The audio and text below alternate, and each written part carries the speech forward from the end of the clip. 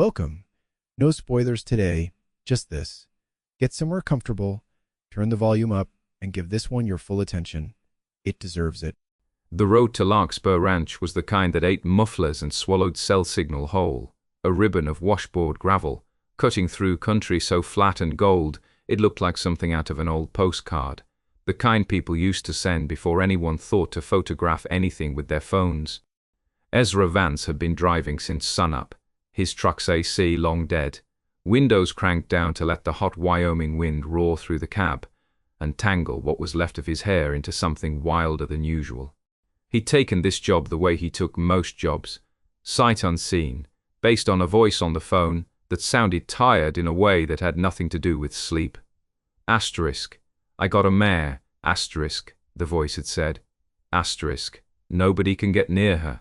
My old man says shoot her, but I ain't doing that. You got a week before the county fair trials. That enough time? Asterisk, Ezra had said yes, before he'd let himself think too hard about it. A week was never enough time. Not for a horse that had earned herself a reputation like the one Dawson Hale described over a bad connection. Half wild, they said, ruined by a bad trainer, spooked at shadows, at ropes, at the sound of boots on hard-packed dirt. But Ezra had built a life out of impossible timelines and horses other men had given up on. It was easier, in its way, than building a life out of anything that stayed still. The ranch came upon him sudden, the way places did out here. 1 minute nothing but fence posts and dust devils. The next, a weathered arch with LAR cakespur burned into the crossbeam, the wood gone silver with age and neglect. Past it, the main house sagged at one corner, like it was tired of standing, and a barn beyond looked better, kept red paint peeling, but the roof line straight and true. Someone loved this place, or used to.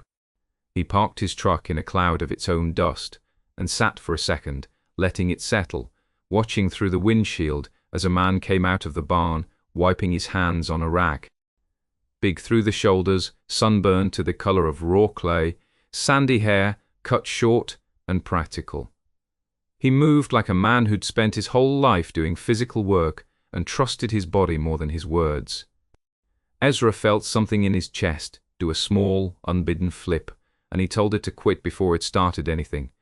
He climbed out of the truck, boots crunching gravel, and offered his hand as the man drew close. Ezra Vance, you must be Dawson. Dawson's grip was firm, dry, a rancher's handshake, but his pale blue eyes did a slow pass over Ezra. The beat-up boots, the faded jeans, the duffel bag in the truck bed that constituted the entirety of his worldly belongings, and something in his expression settled into polite doubt. You're younger than I, figured Dawson said, and smaller. Horses don't care about size, Ezra said. They care whether you're lying to them. That got a huff out of Dawson that might have been the ghost of a laugh. That's some kind of trainer wisdom. That's just true. Dawson studied him another second, then jerked his chin toward the barn. Come on, she's back here. Fair warning, she already put my hired hand through a fence rail last month. Broke his wrist. My father wants her sold for meat. But she came from my mother's old stock, and I ain't doing that, not to this one. There was something under that last sentence, a rawness, Ezra recognized, because he carried a version of it himself. The particular grief of trying to keep alive some last living piece of a person who wasn't there anymore. He didn't ask. Not yet. Some things had to be earned before a man handed them over. They walked past the main barn to a smaller round pen set off behind it. The fence rails scarred and gouged in places like something had thrown itself against them more than once. And there she was, the mare Dawson had called Jubilee, all wrong-footed and wild-eyed, a bay so dark. She looked black, except where the afternoon sun caught copper in her hide. She was beautiful in the way. Genuinely dangerous things were beautiful, all coiled muscle and flared nostril, ears pinned flat, the second she caught their scent on the wind. Christ, Ezra murmured, more to himself than Dawson, taking in the way she paced the fence line, the whites showing around her eyes, sweat already darkening her neck though the day wasn't that hot yet. Fear did that. Fear turned a horse into something burning itself up from the inside. "Yeah," Dawson said grimly. "That's about the reaction everybody has." "She's not mean," Ezra said slowly, watching her. "She's terrified. Feels the same to a man on the wrong end of it." Ezra let that sit a second. You want her fixed, or you want her broke? Because those aren't the same thing, and I only do the first one. Dawson's jaw worked, some old argument playing out behind his eyes, with his father maybe, or with himself. "I want her able to go to the fair without killing somebody. That's all I want. My old man's already decided she's a lost cause. I got until the trials to prove different, or she's gone. Then let me work." Dawson didn't move at first, arms crossed over his broad chest like he meant to stand sentry over the whole proceeding, ready to intervene. The second Ezra's methods failed the way Ezra suspected every other method had failed here before. But Ezra didn't ask him to leave. Let him watch. Let him see. He climbed the fence slow, dropped down into the dust on the other side, with his hands loose and empty at his sides. No rope, no whip, nothing but himself, and the accumulated patience of a decade, doing exactly this kind of work in exactly this kind of light. Jubilee's head snapped toward him, ears flat, and she spun away to the far side of the pen, hooves throwing up little explosions of dust. "Easy," Ezra said, low, not moving, not looking at her straight on.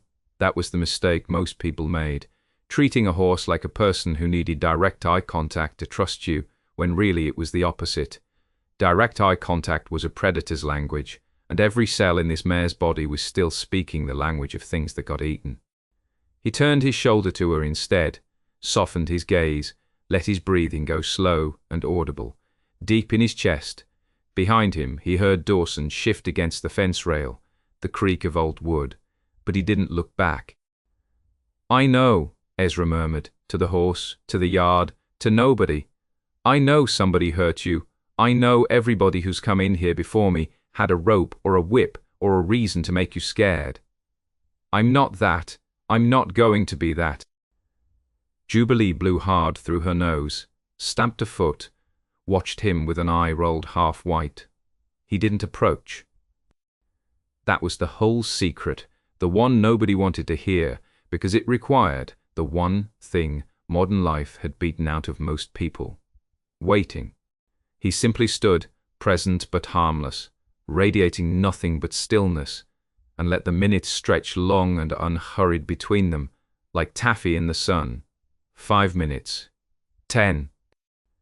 He was distantly aware of Dawson's weight settling against the fence, no longer poised to intervene, but watching now with something that had shifted from doubt into a kind of held breath.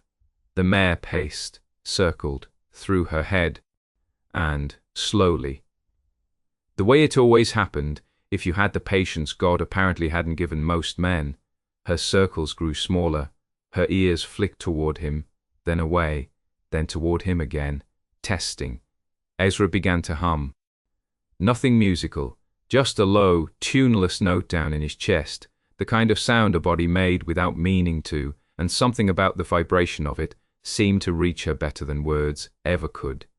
She stopped circling, stood, trembling faintly, 30 feet off, watching him, with an expression he'd seen 1,000 times in 1,000 ruined horses, the terror finally cracking open just slightly to let curiosity in. He crouched, slow, unthreatening, making himself smaller, and waited some more. It took another 20 minutes. 20 minutes of Dawson, standing silent at the rail, 20 minutes of sun crawling higher, and sweat gathering at the small of Ezra's back, before Jubilee took her first hesitant step toward him. Then another. Until she stood close enough that he could feel the heat coming off her hide, could hear the ragged edge finally starting to smooth out of her breathing. He reached up, slow as syrup, and laid his palm flat against the side of her lowered neck. She didn't bolt. For one suspended moment, the whole yard seemed to hold its breath along with her. The wind stilled, the dust settled, even the flies seemed to pause their circling, and Ezra looked up over the curve of her lowered head straight into Dawson's face. Dawson was staring at him like he just watched something impossible happen, some quiet miracle he didn't have words for yet, and there was a rawness in his pale blue eyes that had nothing to do with the horse anymore. Ezra felt it land somewhere low in his chest, something unspoken passing between them, thick as heat off summer asphalt. Recognition, maybe, or the beginning of something neither one of them had a name for, yet something dangerous and unlooked for out here in the wide open middle of nowhere. Neither of them said a word. The mare shifted her weight, sighed out a long breath through her nostrils, and leaned, just slightly, into Ezra's open palm. The moment broke the way summer storms did out here. Sudden, then gone, leaving the air changed behind it. Dawson cleared his throat and looked away first, busying himself with a coil of rope that didn't need coiling. And Ezra let his hand slide down the mare's neck one more time before stepping back, giving Jubilee room to breathe, giving himself room to remember how to. "She trusts easy once she decides to," Ezra said, aiming for casual and mostly landing there. "Like most things with a mean reputation, just takes patience. Nobody bothered to have before." Dawson huffed something that might have been a laugh. "You talking about the horse, or making a point?" "Little of both, maybe." That became the shape of their days. Ezra never quite sure if the things he said carried a second meaning, until he saw the way Dawson's jaw would tighten, the way his eyes would drop to his boots like the ground had suddenly gotten interesting. Tsk. The days that followed took on a rhythm neither of them spoke of, but both seemed to fall into like a well-worn path. Ezra would rise before the sun properly cleared the ridge, the sky still bruised violet and grey, and by the time he'd made his way to the barn, with a coffee mug in hand and hay dust already catching in his throat, Dawson would already be, their pitchfork in hand, or leaning against a stall door. Or just standing in that particular way he had of looking like he belonged to the land itself. Shoulders set against the weight of a ranch that was slowly bleeding his father dry. "You're up early," Ezra said the third morning, watching Dawson toss a flake of hay into Jubilee's stall with more force than necessary. "Woke up thinking about her footwork," Dawson said, not looking up, "the way she was favouring that hind leg yesterday." "Sure you did."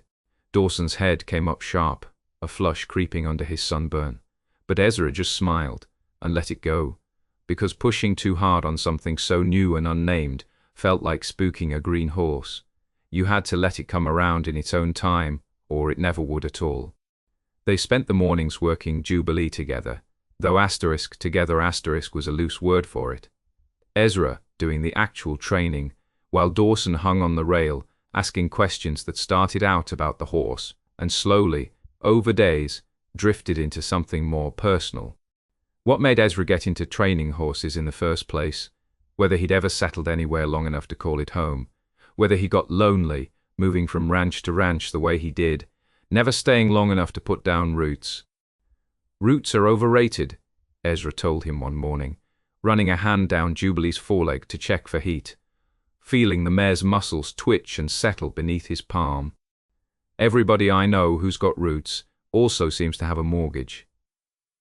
They're one bad season from losing, and a father breathing down their neck about it." He hadn't meant to say that last part. It slipped out sideways, an arrow he didn't realize he'd knocked until it landed, and Dawson went quiet in that particular way that told Ezra he'd hit closer to home than he'd intended. "Sorry," Ezra said. "Didn't mean no, you're not wrong." Dawson was staring off toward the main house, toward the porch where his father sometimes sat with his coffee scowling out at the horizon, like the drought was a personal insult aimed just at him. Man's convinced himself the ranch dying slow is somehow better than trying something different to save it. Told me selling off the east pasture for grazing rights was giving up.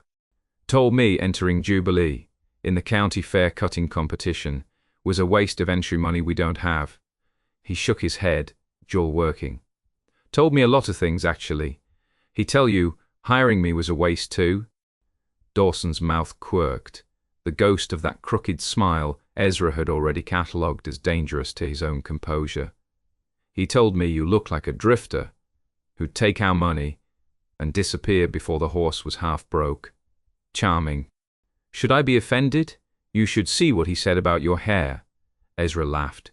A real laugh, surprised out of him, and it felt good, felt like something loosening in his chest that had been wound tight for longer than he could remember.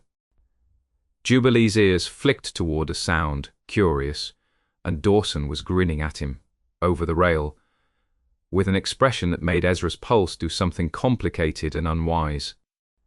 The fence mending started the second week, when a stretch of the north pasture boundary gave out after years of neglect and weather. Posts rotted through at the base, wire sagging like a tired old woman's shoulders. Dawson recruited Ezra for it without much ceremony. Just appeared at the barn one morning with 2 pairs of work gloves and a truck bed full of cedar posts, said, "Figured you know your way around a post hole digger, since you know your way around everything else out here." And that was that. They worked through the morning heat, trading the digger back and forth, Dawson's shirt darkening with sweat between his shoulder blades, Ezra's own back aching in a way that felt earned rather than punishing. There was something companionable in the labor, something that didn't need filling with conversation. Long stretches where the only sounds were the thunk of the digger biting earth, the whine of grasshoppers in the dry grass, the occasional curse when a post refused to sit straight. But then there'd be moments, Dawson passing him a fresh spool of wire, their hands brushing at the exchange, fingers lingering maybe half a second longer than the task required. Or the two of them hauling a post upright, together, shoulders bumping as they wrestled it into the hole, and neither one stepping back right away afterward, both of them breathing a little harder than the work alone, explained. "You always stand this close to folks you're working with?" Ezra asked once, not quite able to keep the teasing out of his voice, though his heart was doing something erratic underneath it. Dawson stepped back like he'd been burned, ears going pink beneath the sunburn. "Didn't realize I was standing close. Didn't say I minded." That earned him a look, quick, unreadable, gone before Ezra could pass it, and Dawson turned back to the fence line with unnecessary focus, muttering something about needing to check the tension on the wire. They fell into an easy back and forth. After that, trading barbs the way men did when they were dancing around something neither wanted to name outright. Ezra needled him about his father's stubbornness, about the way Dawson had clearly inherited it, despite his protests otherwise. Dawson needled him right back about Jubilee's stubborn streak, claiming the horse and her trainer were starting to resemble each other in temperament. "She's got your same look," Dawson said one afternoon, watching Ezra work the mare on a lunge line, her hooves kicking up little puffs of dust as she circled. "That, asterisk, I'll do it when I'm good and ready, and not 1 second before." Asterisk, look, real, particular set to the eyes. You're saying I look like a horse. I'm saying you've got the same stubborn streak. Might be why you two get along. At least I don't refuse to eat my vegetables. She likes carrots, fine. It's the oats she's picky about. There it is, common ground.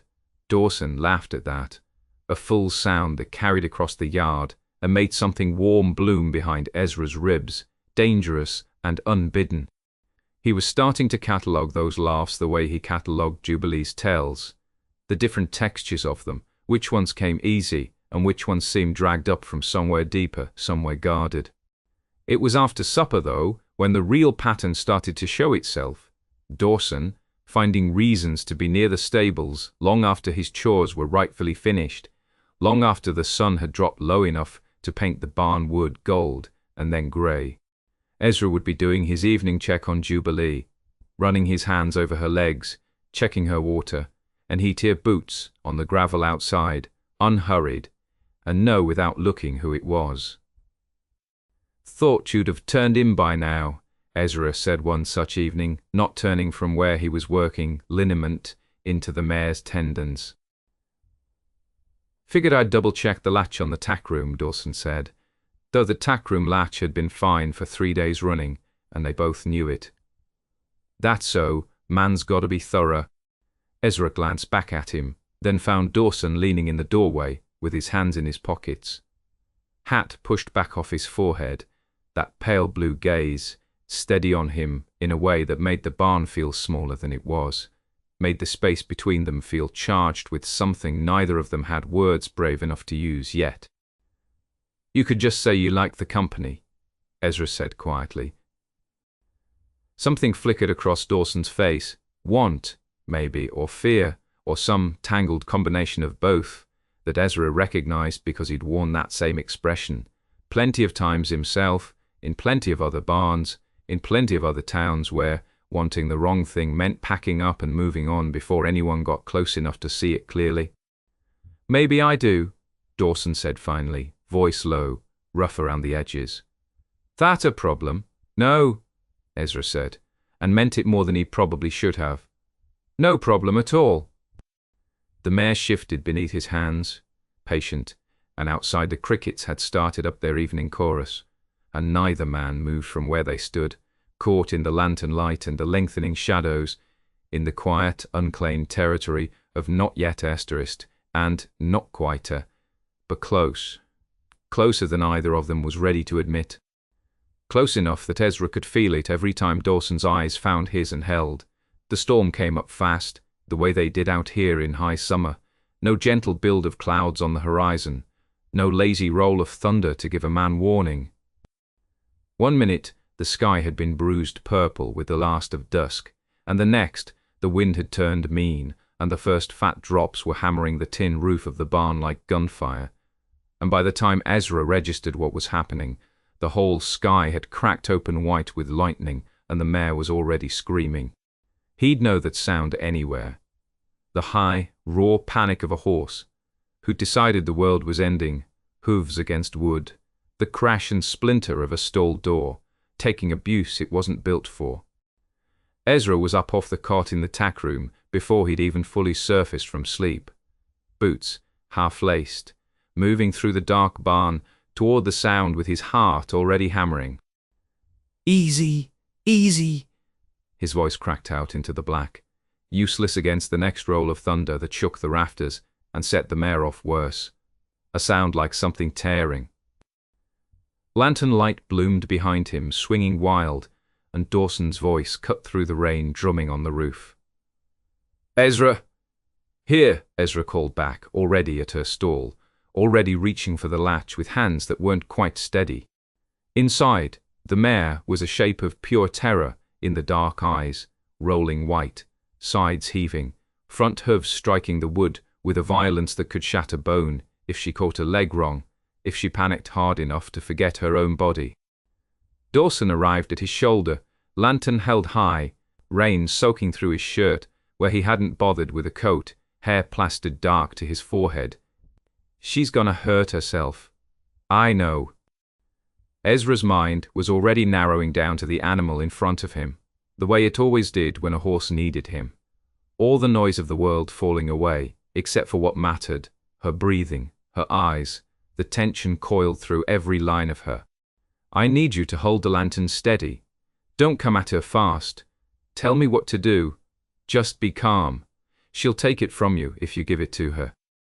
He didn't know if that was entirely true, not in a storm like this, not with thunder shaking the whole barn like it meant to bring it down, but it was something to hold on to, and Dawson needed something to hold on to, same as the mare did. Ezra eased the stall door open and stepped inside, slow, hands low, voice pitched, soft under the next crack of thunder. "Hey, hey, now I know it's ugly out there."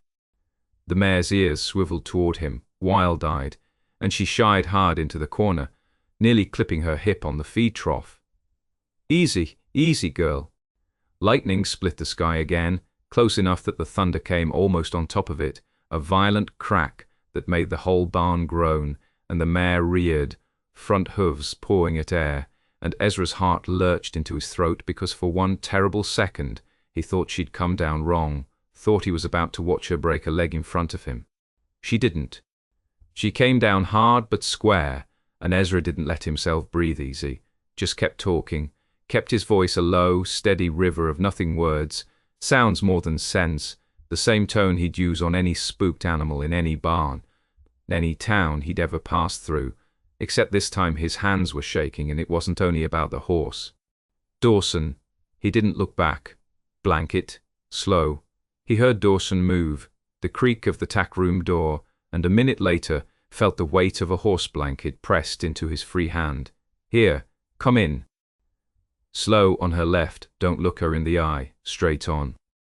Dawson did as he was told, stepping into the stall, with the kind of careful, deliberate slowness that told Ezra he was scared too, of the horse maybe, or of doing this wrong, or of something else entirely that had nothing to do with the storm. Together they got close enough, Ezra murmuring the whole time, until his hand finally found the mare's neck, damp with sweat, trembling. There, he breathed. There you go. Nobody's gonna hurt you. Just noise, that's all it is. Another peal of thunder rattled the windows, and the mare flinched hard, but didn't rear this time, just pressed herself sideways into the corner of the stall, blowing hard through her nose, eyes still white-rimmed but locked on Ezra now, instead of on the dark. "That's it," Dawson said quietly, close at Ezra's shoulder, close enough that Ezra could feel the heat coming off him, even through the wet chill of the storm. "That's it, girl." They worked together after that, not saying much, communicating in glances and small gestures, Dawson holding the lantern steady while Ezra ran his hands along the mare's neck and shoulder. Slow, firm strokes meant to remind her body what calm felt like, until gradually, her breathing began to even. Her weight settled back onto all four legs, instead of poised for flight. The storm didn't quit, if anything it worsened. Rain coming down in sheets, loud enough to drown a man's thoughts, thunder rolling almost continuously now, one clap chasing the tail of the last, but the mare at least had stopped screaming. She stood trembling, but still blowing out long, shuddering breaths, and Ezra kept one hand pressed flat against her neck like an anchor, kept murmuring nonsense low and steady, until her ears finally tipped forward, instead of pinned back. "Okay," he said softly, more to himself than anyone. "Okay, there you go." It was only then, with the worst of it past, that he became fully aware of how close Dawson was standing, close enough that when Ezra let out a breath, it stirred the wet fabric of Dawson's shirt sleeve. Close enough that the lantern light threw both their shadows together against the stall wall, merged into one long shape that the rain-streaked window made waver like something underwater. "You did good," Dawson said, voice rough, quiet enough that it barely carried over the rain. "Both of you. She did the hard part. I just talked. You always just talk." There was something almost teasing in it. But underneath the tease was something else, something that had been building in that barn for weeks now, through every glance and every excuse to linger, every conversation that ran too long into the evening.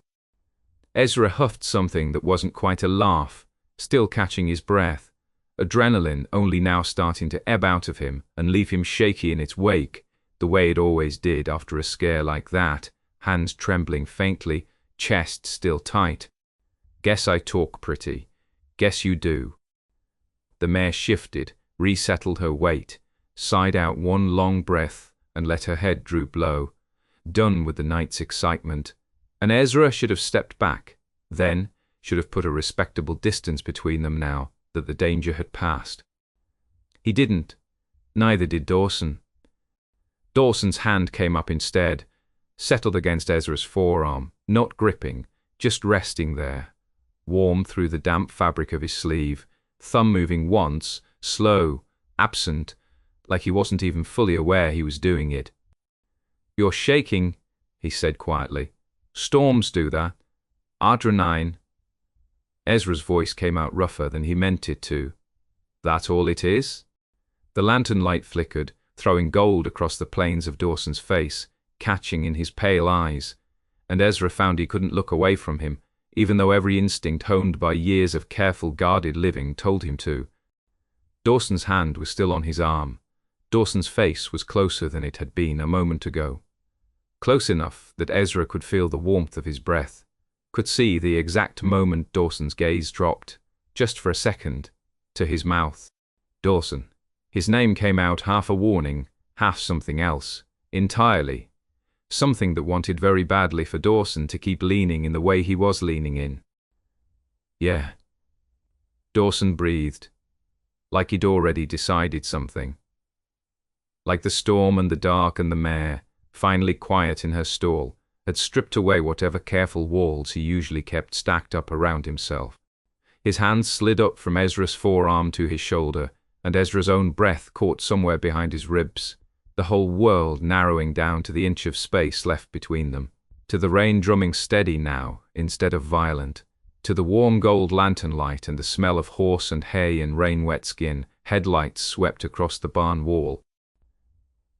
They came suddenly, twin beams cutting through the rain-streaked window, sweeping in a slow arc as a truck turned up the long gravel drive, and both men froze, then broke apart, so fast Ezra nearly stumbled into the mare's water trough, his heart slamming now, for reasons that had nothing to do with the storm at all. "That's Dad's truck," Dawson said, and his voice had gone flat, stripped of every trace of warmth it had carried a second before, replaced with something tight and controlled and afraid. He'd stepped back to the far side of the stall, so fast it was like he'd never been close at all, hands jammed into his wet pockets, shoulders squared toward the door, like he was already rehearsing whatever excuse he'd need. "Thought he wasn't back till tomorrow," Ezra managed, working to keep his own voice even, working to slow his pulse down out of the place the last 5 minutes had sent it. Storm probably closed the pass early. Dawson's jaw was tight, his eyes fixed on the headlights swinging closer, sweeping gravel and rain into hard white relief before they cut off, the engine dying somewhere near the house. "He can't, Ezra. He can't see us like that. Not like—" He didn't finish the sentence. Didn't have to.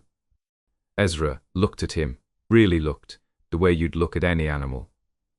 Caught in a trap, all wild-eyed fear, dressed up as calm, and felt something in his chest go quiet and sad in a way the mare's panic hadn't managed to touch. "I know," he said softly. "Go on. I've got her." Dawson hesitated 1 second longer, like he wanted to say something else, like there was a whole apology or explanation sitting behind his teeth that the fear wouldn't let him spend.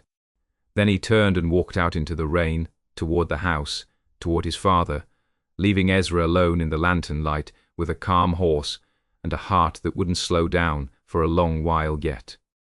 The morning came in grey and reluctant, the kind of light that couldn't decide if the storm was over or just resting. Ezra had slept maybe 3 hours, tangled in the thin blanket in his trailer, listening to the rain finally taper into a drip off the eaves, and trying not to replay the way Dawson's mouth had felt just before the headlights swung across the yard. He gave up around 5 and went to do chores instead, because at least the horses didn't ask him to explain anything. Dawson was already at the barn when Ezra got there, forking old bedding out of the far stall, like the work was something he could disappear into. He didn't look up. His shoulders had a set to them Ezra hadn't seen before, not the loose, easy slouch of a man teasing a stubborn gelding, but something rigid, folded in on itself. "Morning," Ezra said, testing the water. "Morning." Dawson's voice came out flat, sanded down to nothing. He kept forking straw like it owed him money. Ezra let it sit a minute, busied himself, checking the mare's leg wraps, the ones he'd put on the night before with hands that hadn't quite stopped shaking. She nickered at him, calm now, no trace of the storm panic left in her dark eyes. He wished it were that easy for people. "He ask you anything?" Ezra finally said. "Your dad?" Dawson's fork stopped mid-motion. For a second, he just stood there, staring at the straw like it might answer for him. He asked why the barn light was on so late. A short, humorless breath. I told him the mare spooked in the storm. Wasn't even a lie. Wasn't the whole truth either. No. Dawson set the fork against the wall, finally turning around, and Ezra almost wished he hadn't, because his face looked like something had been scraped out of it overnight. His eyes were red-rimmed, his jaw rough with a night's stubble he usually shaved off out of habit. Ezra, I couldn't sleep. I kept thinking, if he'd come 10 minutes earlier, if he'd seen the door open, seen us standing that close, seen. He stopped, dragged a hand down his face. You don't know him. You don't know what he'd do. I've got some idea. Ezra said quietly, I've met men like him before. Then you know I can't. The words came out cracked, low, like they were being pulled from someplace. Dawson didn't want to look at too closely. This family, this ranch, it's all my dad's got left since Mom passed. Everything he built so it had passed to me. A son who, he couldn't finish it, his hands were shaking at his sides. The same hands that had cupped Ezra's jaw in the lantern light not 12 hours before. He'd never, Ezra, he would never look at me the same. He'd rather I marry some woman I don't love and give him grandkids to parade at the fair than know his son wants a man, wants you. The barn was very quiet, except for the mare shifting her weight, the soft creak of old wood settling. So that's it, Ezra said. His voice came out steadier than he felt, steadier than he had any right to feel, with his chest caving in like a barn roof under snow. That's the whole shape of it. You'll want me in the dark, and pretend you don't in the daylight. That's not, Dawson started, but Ezra was already moving, already turning toward the tack room where his gear was stowed, because he'd done this dance before, a long time ago with a man in Cheyenne who'd loved him in barns and truck beds, and never once in front of another living soul, and he'd sworn to himself after that one he wouldn't do it again. He wouldn't fold himself down small enough to fit inside somebody else's fear. He pulled his duffel down from the shelf, harder than he needed to, and the sound of the zipper was loud and ugly in the quiet barn. What are you doing? Dawson's voice had gone thin, alarmed. Packing, Ezra said. Storm knocked the fence down on the east pasture. I already mended it. Mere sound, saddle broke enough for your dad to finish gentling her himself if he's patient, which I know he isn't, but that's not my problem anymore. Fair's in 2 days. I figure you don't need me underfoot for it. Ezra! Oh! Don't! He didn't turn around, because if he turned around and saw that lost look on Dawson's face again, he wasn't sure his resolve would hold, and it needed to hold, because this was exactly what he'd promised himself he'd never do twice. I'm not asking you to march into that house and announce anything to your dad. Orphan, I'm not asking you to blow your whole life up for me. But I've spent 6 years drifting from one ranch to the next, sleeping in trailers, training other people's horses, so I never have to stay anywhere long enough to want something I can't have. And then I came here, and I let myself want this. I let myself want you. His hands stilled on the duffel strap. And I can't watch you choose being afraid every single morning, like it's the only decision on the table. I've done that. It hollows a person out.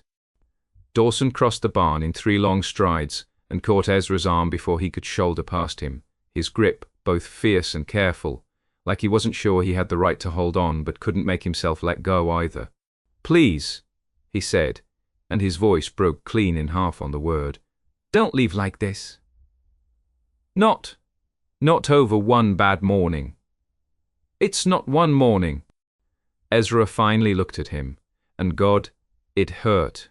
It hurt more than he wanted to admit, seeing the rain-wrecked grief in those pale blue eyes. It's every morning, after every night, for as long as you're too scared to let it be real in the daylight. I can't live in the parts of your life your father doesn't look at, Dawson. I did that once already, and it about finished me. Dawson's grip loosened, but he didn't step back. Rain dripped somewhere off the eaves, slow and steady, counting seconds. Neither of them wanted to spend. I don't know how to be brave about this, Dawson said finally, so quiet it was almost lost under the drip of water. I don't know how. I know, Ezra said, and for a second his anger burned down into something softer, sadder. That's the whole trouble, isn't it? He eased his arm, free, gentle about it. No fight left in the gesture. Fair's in 2 days. I'll still be around till then, for the mare's sake if nothing else. After that, that's up to you. But he left Dawson standing in the barn doorway, rain starting to needle down soft and grey again, and didn't let himself look back to see whether Dawson watched him walk away. The 2 days crawled by, cold and quiet, both men keeping to opposite ends of the ranch, like magnets turned wrong way round. Ezra worked the mare in the round pen each morning, coached the ranch hand who'd take over her once he was gone, and told himself the ache under his ribs was just tiredness. He'd nearly finished loading the trailer the night before the fair, tack crated up, saddle blankets rolled and stowed, when the rain started again. No storm this time, just a steady, soaking rain that turned the yard to soup and hammered a lonely rhythm on the trailer roof. He was checking the latch on the last crate when he heard boots slapping through the mud outside, fast, uneven, and then a fist knocking against the trailer's side door.